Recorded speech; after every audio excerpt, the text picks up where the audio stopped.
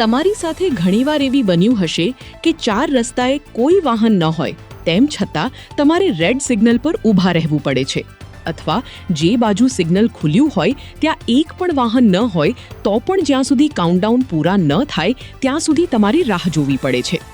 આવું સામાન્ય દિવસોમાં થાય તો ઠીક, પરંતુ ધૂમધકતા તાપમાં 1 સેકન્ડ પણ ઊભું રહેવું મુશ્કેલ પડી જાય છે.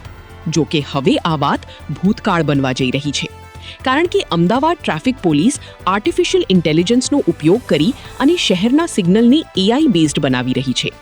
જો વાહન ન હોય તો તમારે કાઉન્ટડાઉન ચાલે ત્યાં સુધી સિગ્નલ પર ઊભા રહેવું નહીં પડે, તે આપોઆપ ખુલી જશે.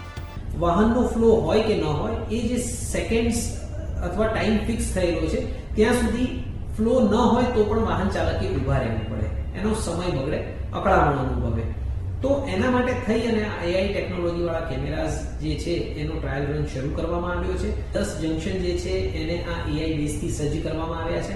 131 જંકશન છે અને તમામ સિગ્નલો AI બેઝ કરવાનું પ્લાનિંગ છે.